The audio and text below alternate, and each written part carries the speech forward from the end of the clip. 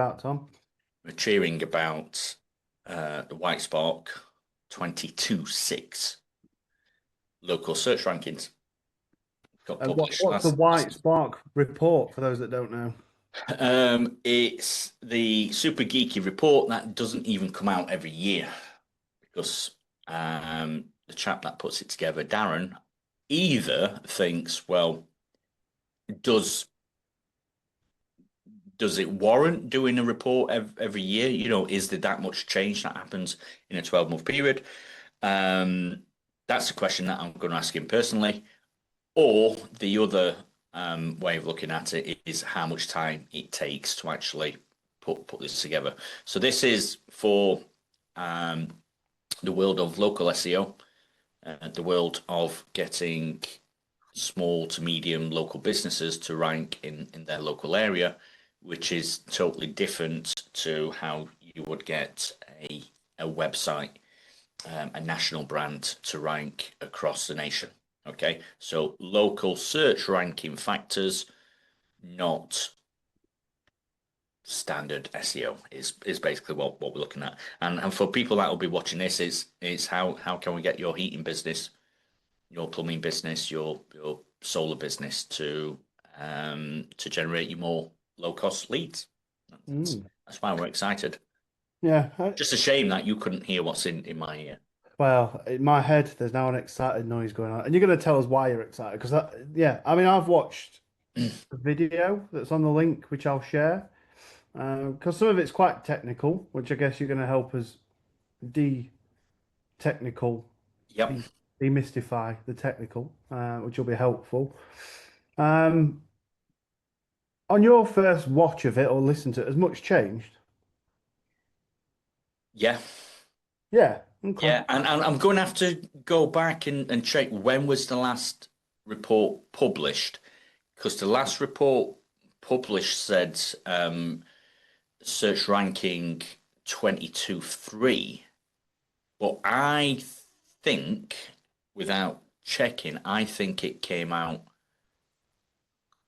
right at the end of 22.3.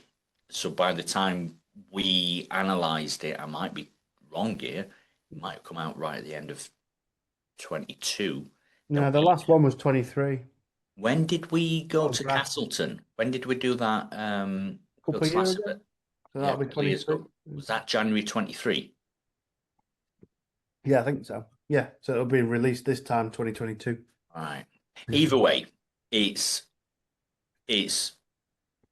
18 months, two years ago since the last report was released.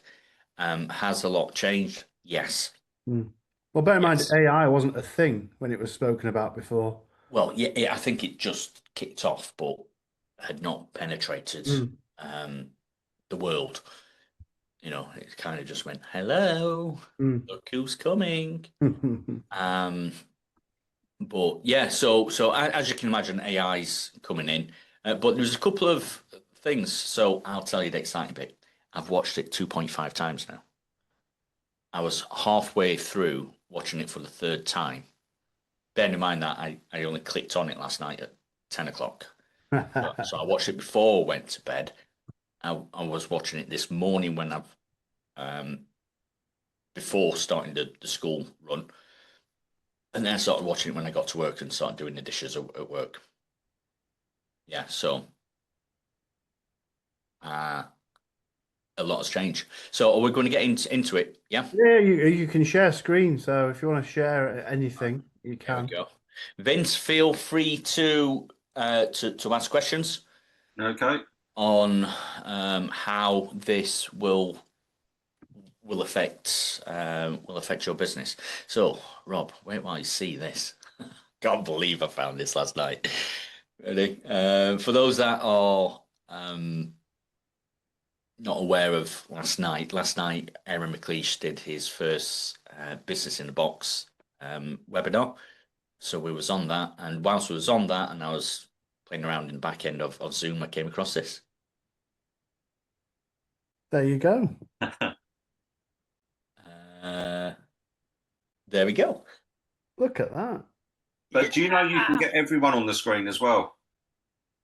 Can you? Yeah, some of Oh, is it like a bags. gallery or something? There's gallery view, isn't there? Yeah, so you can get everyone sitting next to each other. Right. It's really I, weird. I didn't know. I Well, didn't let's know that find that you could after do this that. call, shall we? So what we're going to do? I kind of feel a bit uncomfortable sat here in front of. Oh, you look great. It's very professional. Yeah. Okay. So I what I'm going to say is I've watched the video, this video down here. I've watched it 2.5 times already in less than 12 hours, and I slept within that 12 hours. This is the first time that I'm actually going to start reading it because Darren Shaw, the guy that puts it together, his video is a 40-minute video that gives you an overview, but he also gives an overview of what has changed since the last report. The last report was, as we said, early 2023, I guess, or early 24. So I'm just going to skip through the introduction. I recommend anybody that's watching this video now to search for WhiteSpark report. It's whitespark.ca, which is Canada, not California, which I thought it was at first. And I've come to the website and watch the video, or go to YouTube and watch the video. But either way, if you want to have a deep dive into these sections down the left-hand side, you're going to have to come to the website. So I'm just going to scan through where to start here, and to start picking out what has changed, what's really, really big. So I'm going to start over here. What is the biggest thing that anyone is obviously going to expect is that we've got this AI search visibility factors that's coming. Conversion factors, I can't remember that being in the last report, but I might be wrong. I can remember negative ranking factors being in there. I can remember suspension being in there. I don't remember LSA factors being in there. I can remember that they moved expert contributors in the last version of this down to the bottom rather than introducing them at the top. So they're basically just getting straight into the meat of things. What's an LSA? Sorry, what's that? Local, it's a Google ads, basically, not the PPC ads. It's the local search ads. Oh, local search ads, isn't it? Which sits below. Yeah. Is that like Google Guaranteed? Yes. Yeah, those things. Yeah. Yeah. So it's Google monetizing more and more the search feed, which they're then introducing the AI, which is up here, and currently the AI responses doesn't have ads in there. It will come. Okay, so I'm just going to jump into coming down here, local search ranking factor groups. This kind of reminds me of the last report. I can't see anything new here. I can remember behavior signals being in the old report, and I can remember link signals being in the old report. And what comes out from watching the video is that there's a massive change here. Link signals, remember, Rob, in that presentation I put together last time, link signals was the authority, how important is backlinks to ranking your website, or how important is backlinks to your Google Business Profile. With regards to the Google Business Profile, and with regards to getting into the AI search, link signals, I think you're going to see is come down, whereas behavior signals has gone up. Okay, so it's the algorithm that Google's playing with to say, right then, well, what is it down that left hand side? Are we trying to rank on the maps? Are we trying to rank below the maps in the organics, or are we trying to rank into AI search? It's the same over here, and the different color codes kind of shows you that depending where you want to rank, we're going to have different signals going in. In the previous report, we only had local Pike maps and local organic, we didn't have this. So this is the big thing, which, you know, it doesn't surprise anybody. Vincent, as a local business,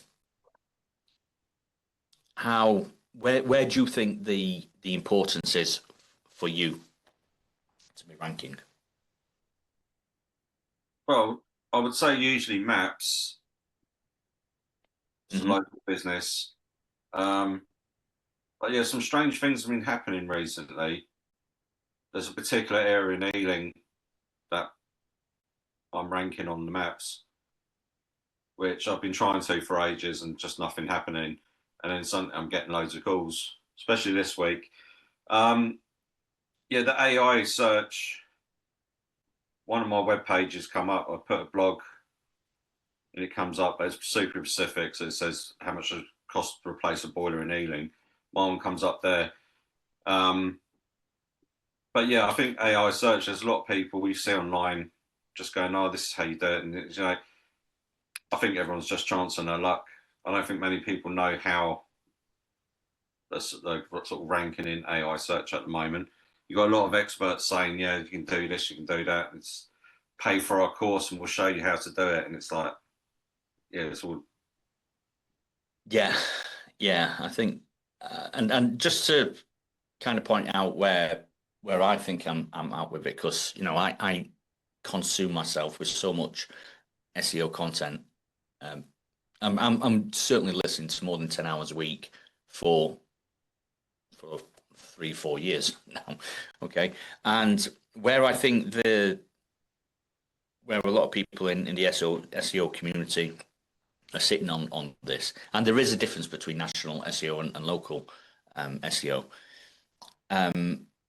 You've got people on one camp that are saying nothing's really changed. It's still the same as what we've been doing all these years, and there's people on another camp that say no, there's a specific way that we're going to get ranking. And I guess what this report is doing is asking 47. If we go to expert contributors there, you'll find that 47 local SEO people that are giving their views on what the difference is between these three different tactics. Okay, one that's screaming absolutely out to me here is the purple, which is, in order to get ranking on your organics, what's on your page, what's your content, and this is the same over here in the AI search.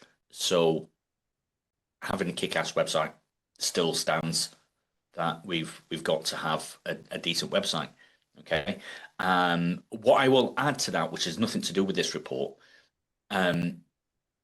because this is all about ranking factors, but what I will suggest is that time on website, so there's something called bounce rate, how quickly do people bounce off your website, whereas if we install an AI receptionist and an AI agent on your website, the customer is more likely to engage in a chat with an AI agent and are therefore going to stick on your website for longer. And if they are sticking on your website for longer, is this a big signal to Google, hey, there's something on this website that is of value? Isn't that behavioral signals though? Like what people do once they're on it.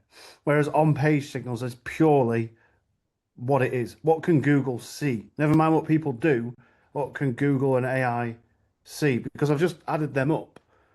On-page signals across all three, 33 plus 24, 57 plus 15 on the Google one, 72 across the three. It's by far the highest.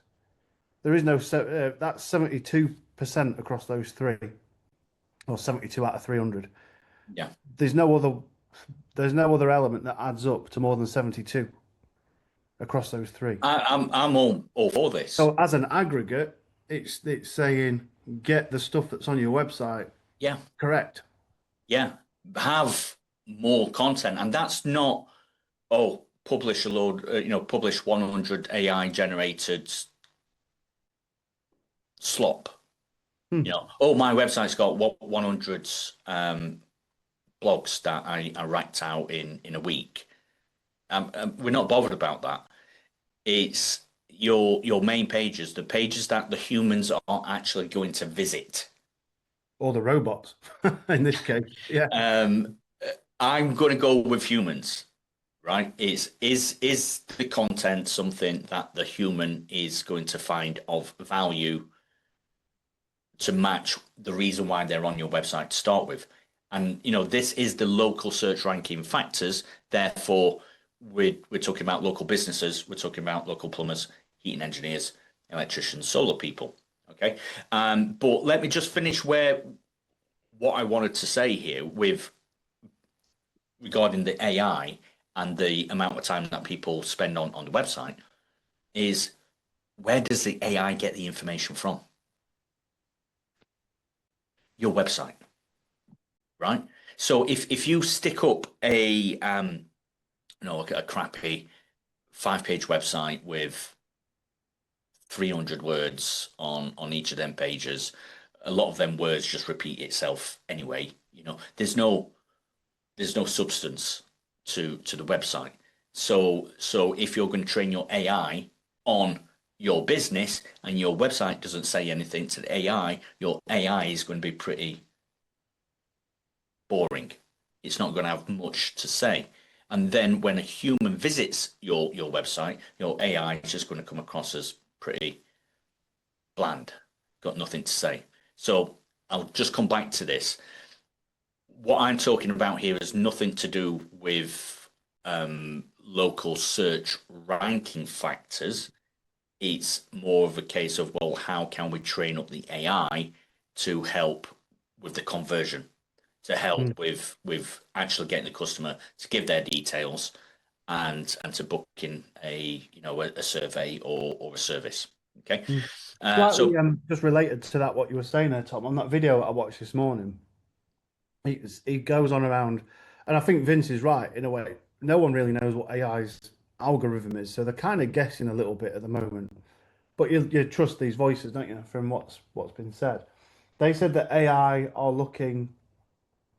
They seem to be using top 10 lists and best ofs, and always like the best in class topic. Yeah.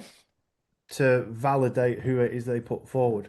So in that video, he says, well, I guess it's similar to citations, isn't it?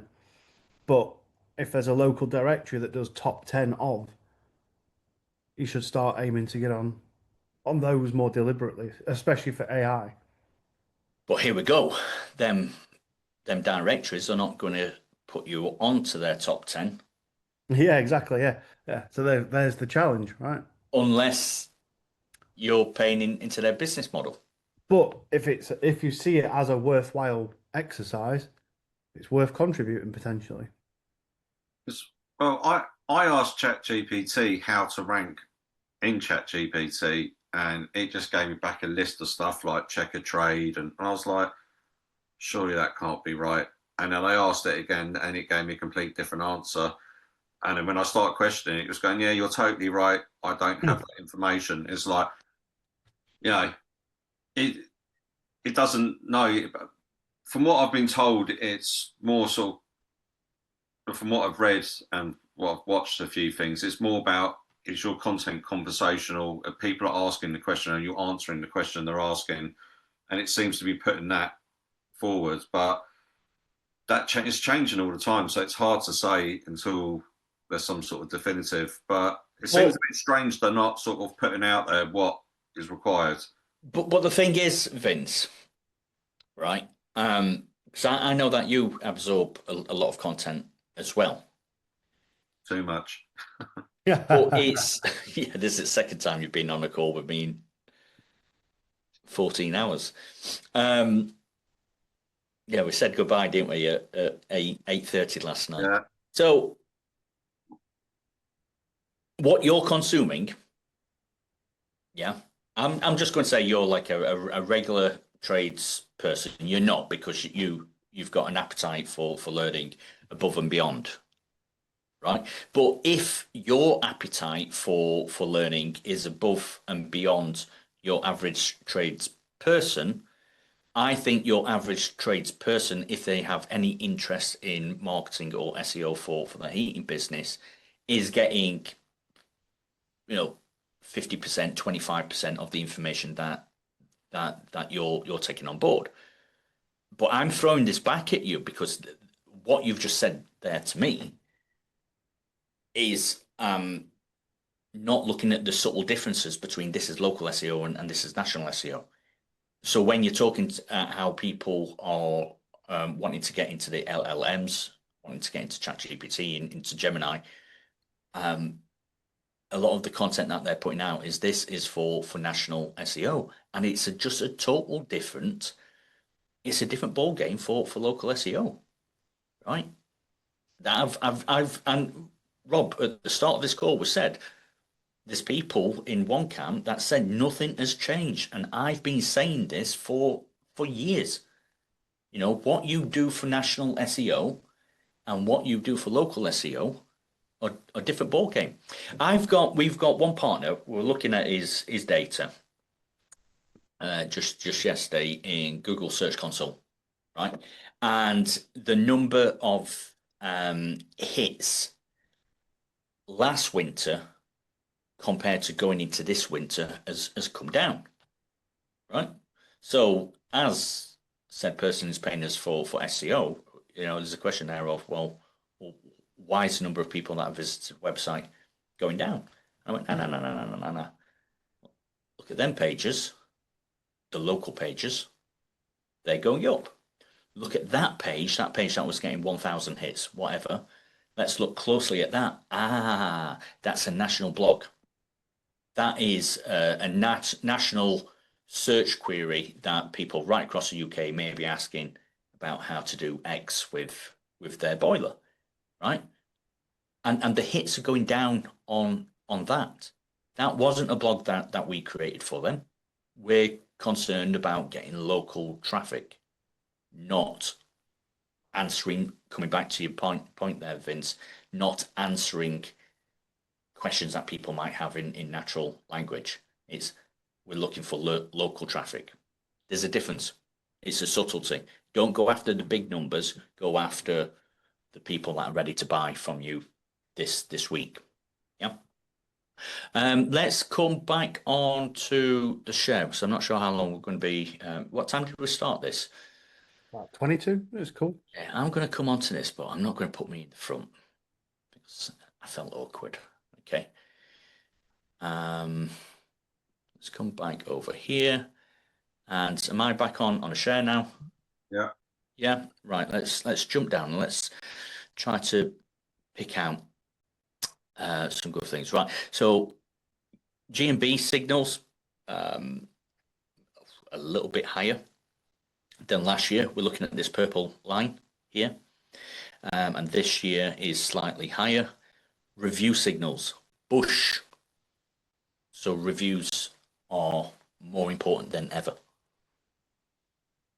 Yeah. On page signals, that looks like it's taking a bit of a dip. But look at this on link signals. So how many backlinks we've got going to your website is just on a downward spiral, right? And I can tell you a hell of a lot of the SEO industry is built around buying, selling links. Okay, that's the more grey side. That's the more dark side of the SEO world. Look how it's dropped as well. Yeah. That link signal gone compared to 2018. Mm-hmm. It's just under half, isn't it? Yeah. The posh way of saying links is digital PR. And when you watch the firms that are offering digital PR, it is a different ballgame. It's not, hey, they're not selling backlinks. They don't talk about selling backlinks, right? So maybe this factor here is not really taking into consideration the new, the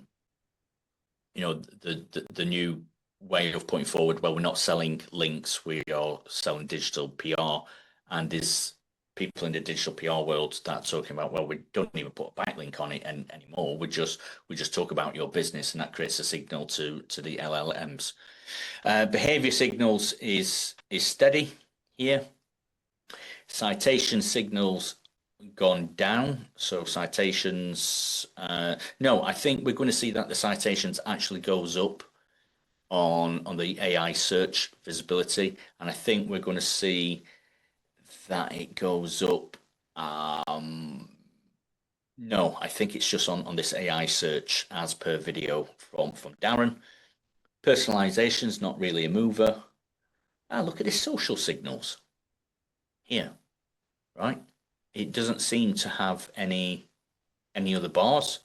So we'd have to double check back on last year's report and say, is that just a new thing that they've brought in? Okay, and if so, it is saying that having a social media presence is considered a ranking factor from Google. So dropping down this, and we're not going to have time to totally dissect this report. We will dissect this report and put it together in my own graphs, and pointing out what's important for the heating industry. New factors added. Noteworthy. Right. So if we watch the 40-minute video, these things get mentioned. So let me just comment on this. Business is open at the time of search. I have seen this, definitely. If I've ran reports at 7 o'clock at night when some of the businesses are closing at 5, the reports don't come back as good as if I come back into work the next day. If I look at the report and say, oh shit, what's happened? I come back into work the next day and I run the report at, say, 1 o'clock in the afternoon, and bush, it comes back to life. So having a business that is open for longer hours is technically better for your ranking. I'll let people go off and read what the Google guidelines are about what your opening hours are, because your opening hours are your opening hours. What time can somebody come and visit you at your place of work? See, that's a challenge, isn't it? Because if I need a new boiler, I'm not searching that while the business is open necessarily. I'm searching that when I've got time in an evening at like 8 or 9 at night. That's when I'm going to start searching. So if that's saying the business needs to be open when you're searching, well, I'm not ready to buy yet. I'm just looking around. So there's a bit of a disconnect there, isn't there? Then that'd Really be a good good point.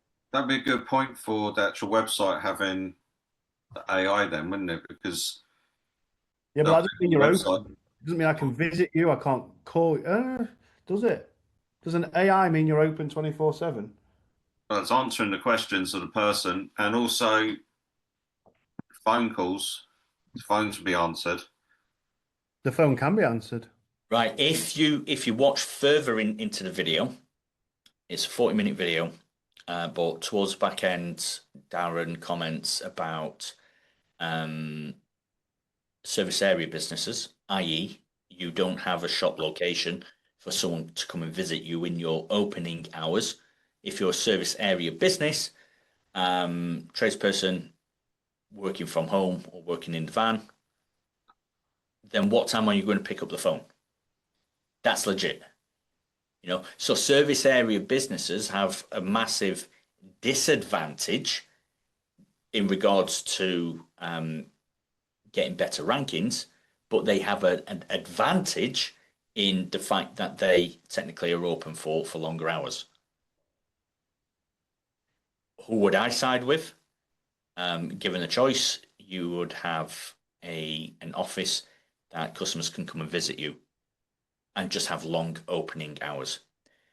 Vince, the idea of having an AI chat ready to speak to anybody 24 hours a day, or having a VA ready to pick up the phone 24 hours a day, I see that is a valid point. It doesn't fit within Google's guidelines, therefore would be a bit grey. Okay, because I think Google seems to be pushing, well, especially this week. And I've noticed because when someone goes onto my website and then calls me from Google My Business, my phone gets answered by the AI receptionist. Mm-hmm. And it seems like now this week, Google have just been, because I've been asking the customers, where'd you get my number from? And I've had a load of new customers this week, actually far too many than I wanted to this week. It's getting a bit overwhelming, but it's in an area that I've always wanted to get into. And for some reason it's popping up. And I even searched it myself to say, oh, boiler repair, Ealing. And I was in the area that, so I was checking it and it come up, my company come up and I'm like, how is that? Because for ages I was never popping up there. And then randomly I get popped up in other areas, like another area called Acton, still part of Ealing Borough, but it's a bit further along. But it's just random, like it's really weird. But this week's just gone absolutely nuts. My phone's just been ringing constantly, and it's not really been that cold. It's actually quite mild. It's ridiculously warm.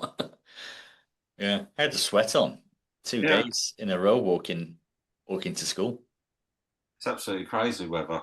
But Yeah. hopefully, I'm hoping for a cold snap. It sounds like you don't need one. Well, yeah. Do you know what? You know, I've actually this week's been pretty good. A little bit stressful because I'm feeling sort of the cracks because I'm letting other people down. But you know, make hay while the sun shines. Exactly. Right, let's jump back into that share and see what else we can find. So business opening hours. I've definitely seen. I'm still on share here with you. Yeah, Yeah. I've definitely seen that this is a factor.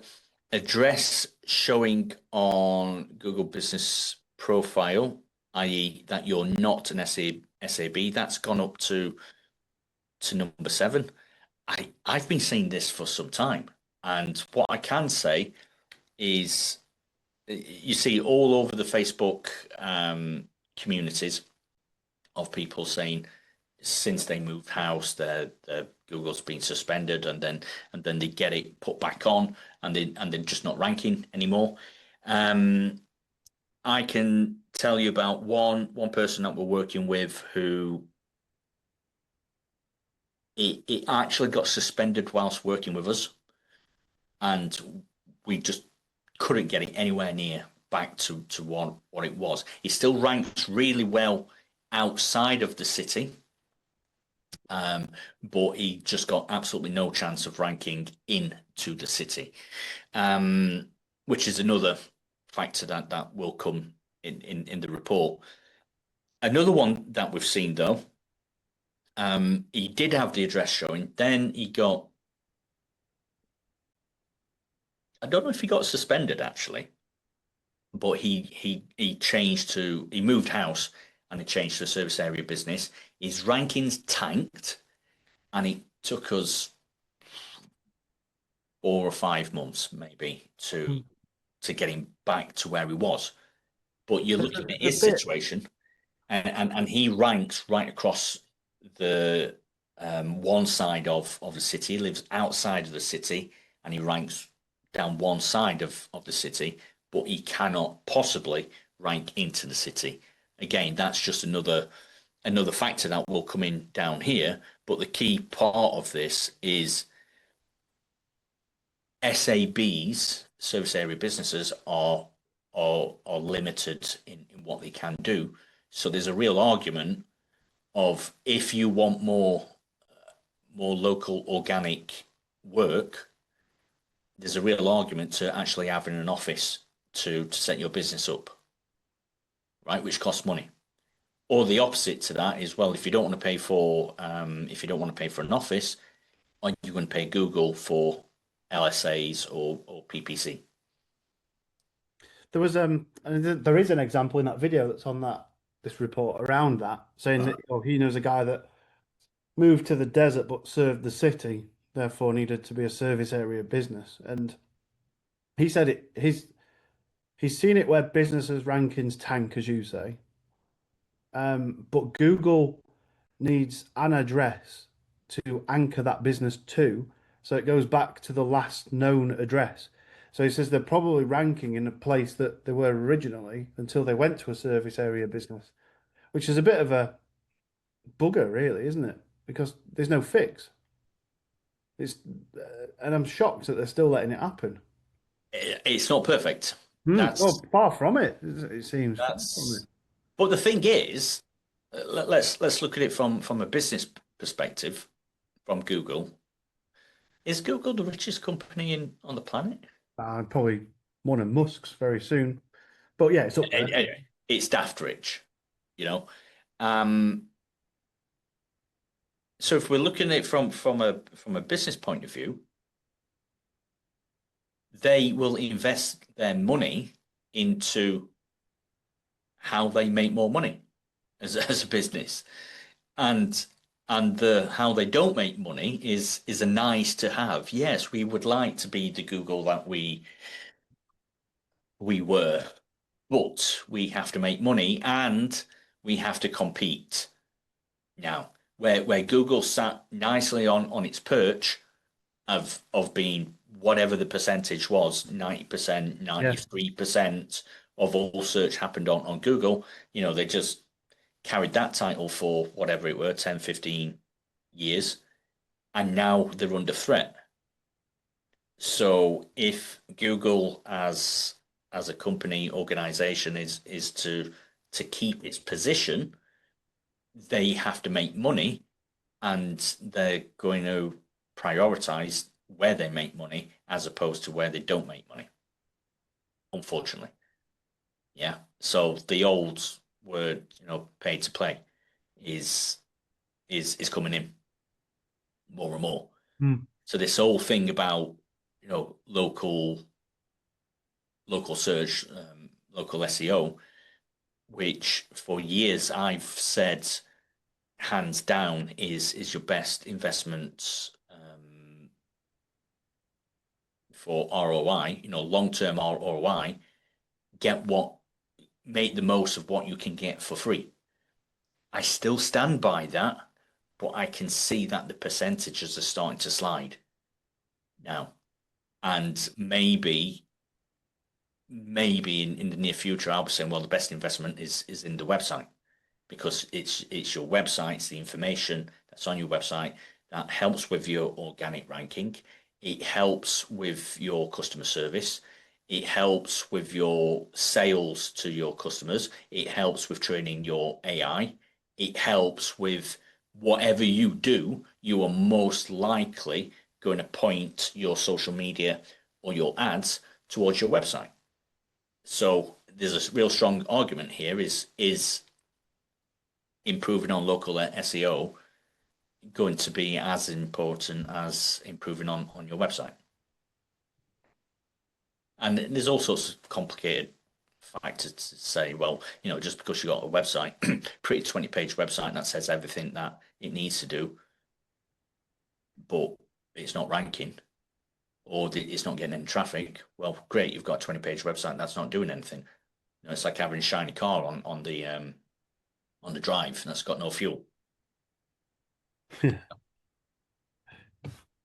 Right, so I'm just going to read this off, because I think when we do the share, it's nice to see 3 people on a chat with 2 recording and taking notes people. Presence of GBP. Sorry, someone's just trying to sell me something. Presence of Google Business Profile predefined services. So that's up at 22. That's something new. The fact that it's in 22nd position is kind of, I think when I did my analysis last time, it was the top 20 positions. This wasn't in the top 20 positions then, and in the top 20 positions now. So it will be something I look into. Noteworthy factors that increased on importance. Keywords within your Google Business Profile services. So that doesn't surprise me. I would have thought that would have been an obvious one.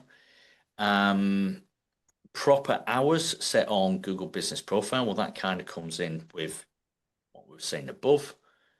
Here's an interesting one. Really, really, really interested. You said this in the video.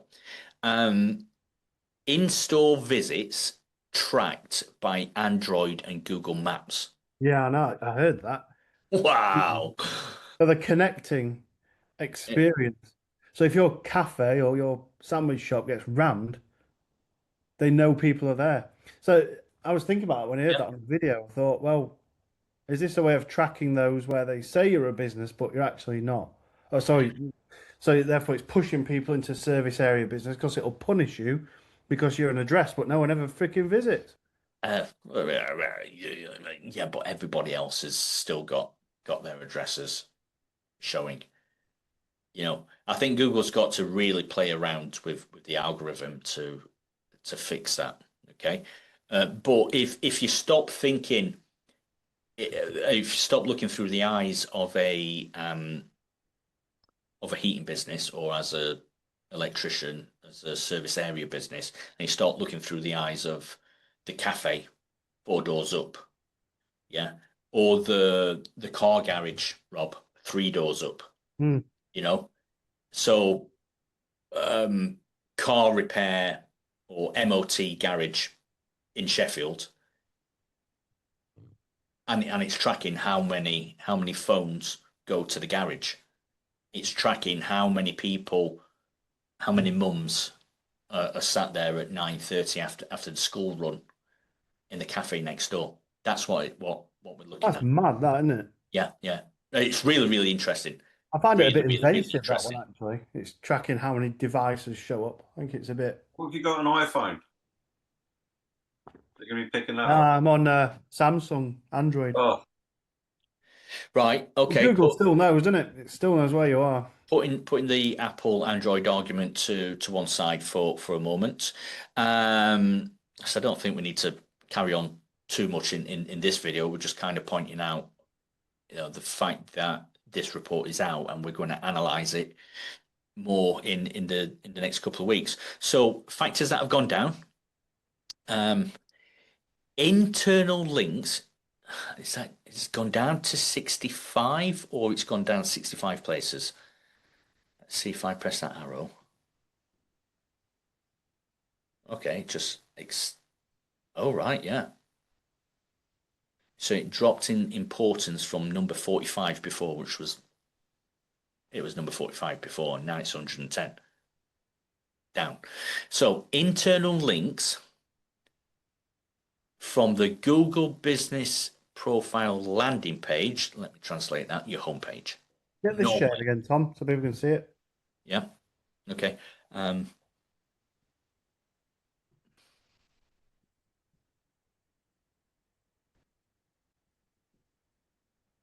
Yeah. So this one here, internal links from your Google Business Profile landing page to other pages of website. Translates your homepage, because most of the time your Google Business Profile points at your homepage. You can get it to point at other pages, but pointing at the homepage. So usually this is the homepage, but it can sometimes be a dedicated location page for multiple location businesses. It's important to have well-structured, optimized content on this page that reflects the topics you want your Google Business Profile to rank for. This page needs to have lots of links to the page, both external and internal. Does it matter what other pages you link to from this page? So this was the question that went out to 47 SEOs for them to answer. And clearly, this is deemed as not that important anymore. Linking out to authority, topical, relevant sites, right? So that's a bit of a old hat, I'll say, thing of linking out to the local hospital, linking out to the local museum, which I have seen on people's websites before. It just looks totally pointless. I'm here to sort out my plumbing problem, and you're telling me about a statue in the local park. You know? Yeah. So yeah, as you can imagine, that's not important. Linking out to authority, topical, relevant sites. So so that's basically them things is about linking out is just not a ranking factor. Citations are back. We mentioned this earlier. So this is basically saying that citations, your name, address. I'm going to push back and give an argument here because NAP is name, address, and telephone number. It's a bit old school, isn't it? It's a bit like Yellow Pages. You know, oh, that's what your phone number is because you're going to phone the company. Come on, it's 22.5. Who wants to speak to people now? So I would argue it's name, address, and website is my preferred way of looking at it. So citations are back. The citations are going to improve on your AI search visibility, but it's not particularly saying that it's going to improve on your local organic factors, or it's not really making any comment about local pack maps. This is all new, I believe. I'll have to check back on the old one, but how to rank in local service ads, which in the video is right interesting part in that video, where he says one of his high-paying clients is tracking this data, and they're not just like getting the organic SEO in the maps, but they're also paying for LSAs, Google guaranteed placements, and they're getting 70% of their traffic. 70% of the leads are coming from there. Well, it's interesting. It's not just biggest budget wins on that. Just get that list of 4 up again. Whatever you were just on. No. Where you're going there, it's interesting that not just biggest budget wins, because I think it is. It's who's prepared to spend more money. Look, go down to where were you? Which bit were you on? Look, top 4 factors: budget and bidding, reviews, but then response times. That's interesting. How does it? Vince, have you done one of these Google guarantee ads before? How does it measure response? I don't know how it. I think you measure response by answering.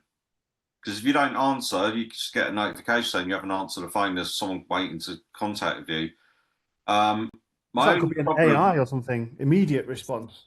Well, that's the thing I was mentioning earlier. Because my phone, I've got the AI phone. When someone calls from my Google business page, not the Google guarantee, my phone's getting answered, and it seems from Monday, all throughout Monday, I was just getting calls through Google My Business page.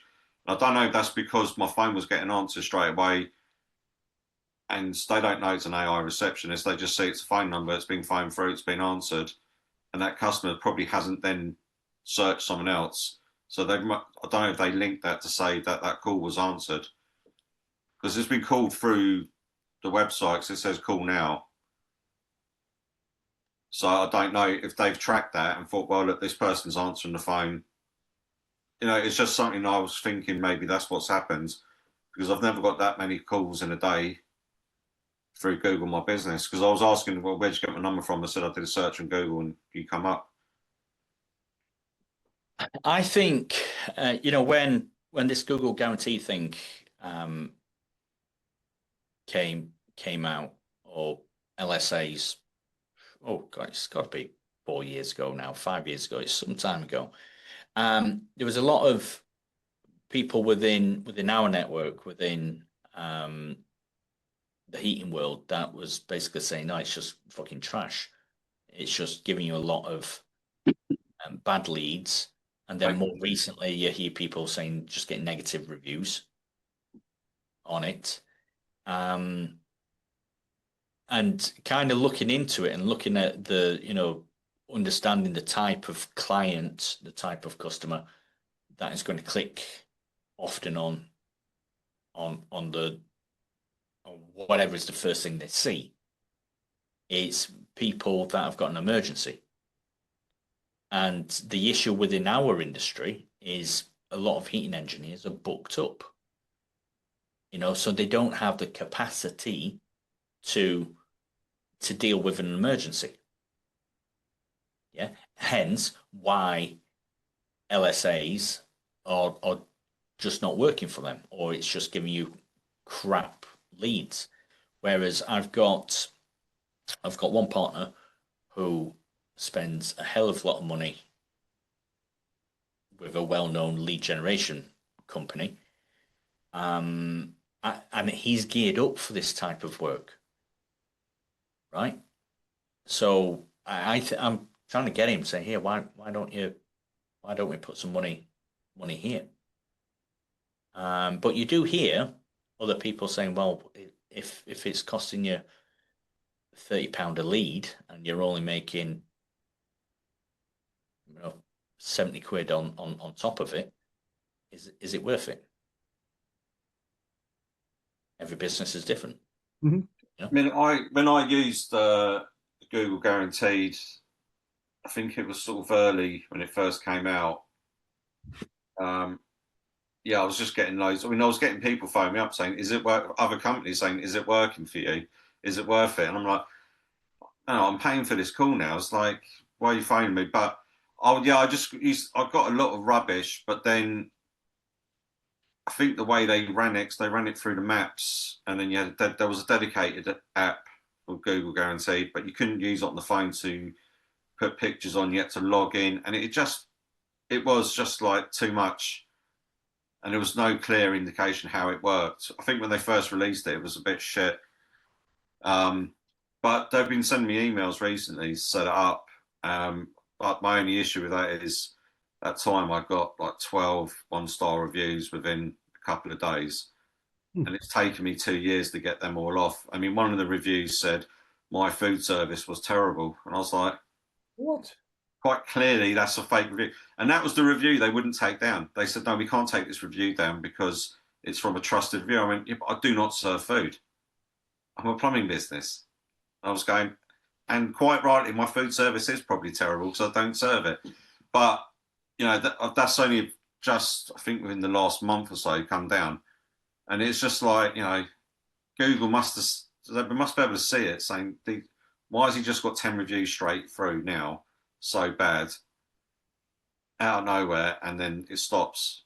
But basically, so I had to just get rid of Google Guaranteed altogether because it was, I had at that time, I think I had 50 5-star reviews, and then I had 10 added 10 one-star reviews. It just knocked my star rating right down. It just, yeah.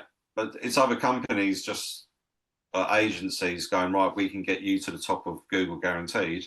And what they do is they just spam all the companies that are coming up, knock them down, and then their company they're serving are at the top. From what I've seen, there's a lot of companies that sprout up really quickly and gained a hell of a lot of reviews, like hundreds of reviews. And it's like, where have you come from? You've not been collecting these reviews over years on Google. So I've been looking at these searches for years, and they just sprout up. So yeah, there is a reviews recency thing as well, isn't it? So you've got to keep going on your reviews as well. Oh, that's something I'll comment on that, because that is definitely something I've seen. Right. Let me think on this. Right, the three biggest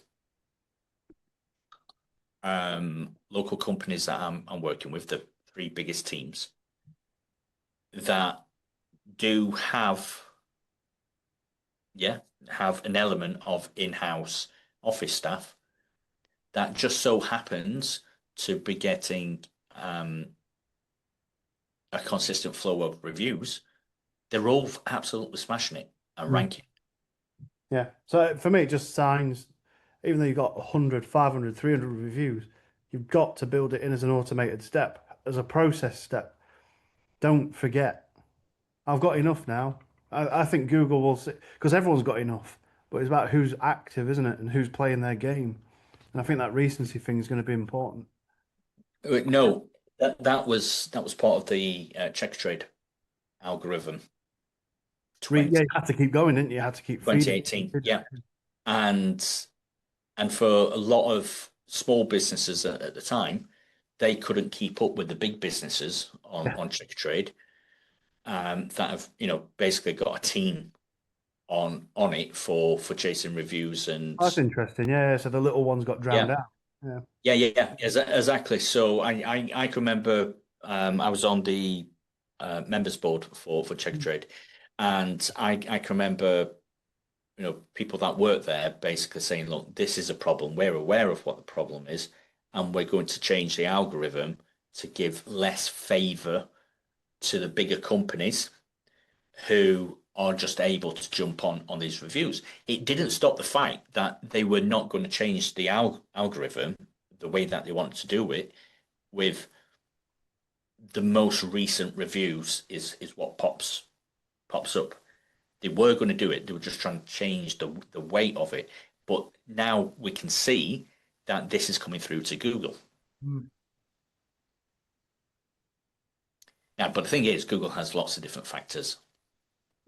As the report, if people take the time to watch a video for 40 minutes, and then dig into the report, and then come back when we've analysed it and started like putting our set of data together, what I've seen, read what we've done as well.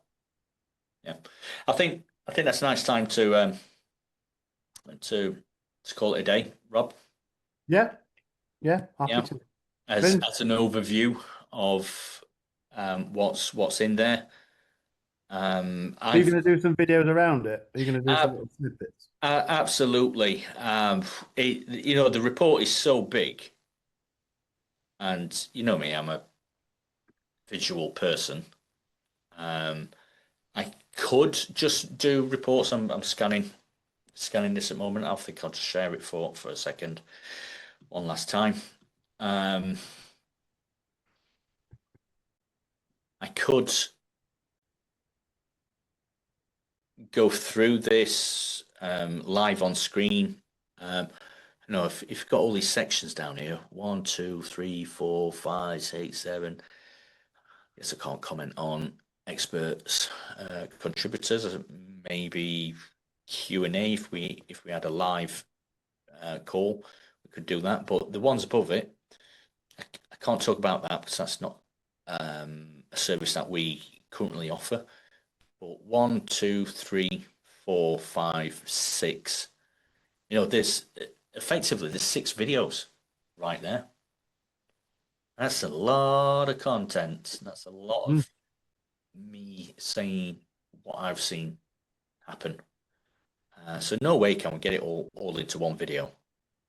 It's massive. Look at this. I'm scrolling, and then each one of these, I press on this button and booyah! Scrolling. Wowzers! Look, Gonna keep you 187, busy. 187 factors. You know, um, what I will say is, there's no wonder small business owners and heating engineers, plumbers can't get their head around it because Well, exactly. it's Exactly. It's huge. a minefield, yeah. Well, it's an industry, and I'm not saying everyone, but some in that industry have to keep themselves busy by knowing more, don't they? And I think if you can help untangle it and remove the jargon and simplify it, winner, winner. I think that's what I want to do. Is there's so much that you could tweak. There's so much more that you could learn and invest time into doing this and invest time into doing that. At the end of the day, sorry, people, but the UK plumbing and heating industry is competitive in the number of people doing it. It's not necessarily competitive when looking at other verticals, other industries that use SEO. It's not. So yes, you're competing against a lot of people, but you're not competing against a lot of quality. Yeah, the bar's So low. yeah. So what I want to do is look, if we've only got a short amount of time to explain this, or if we've only got a small budget to invest into it, because at the end of the day, we're not doctors, we're not lawyers, we're not dentists, we're not real estate people. You know, all these industries that charge way more than your average plumber, we can't afford to invest in the same way that they do, and that's the reason why their SEO is more competitive. We're plumbing and heating people. So, what are the factors that I see that are most common of what affects a business ranking and what doesn't?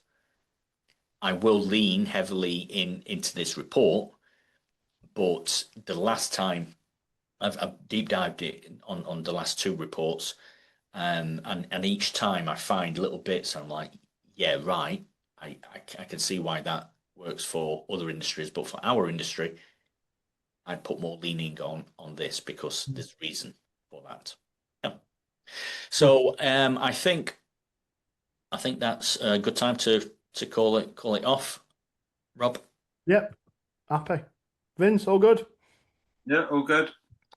I'll share a link to the report in the group as well, so you can have a look yourself if you've not found it. Yeah, I found it online anyway. I'm gonna have a look at that. Yeah, nice one. Can you guys hear Only Fools and Plumbers? So you think your boiler's had it? You can. Yeah. I'll fetch the 2 bags from the van. If you... But the funny thing is, when I pressed the clapping noise, you couldn't hear it, and I'm just going absolutely bonkers at the start of the video.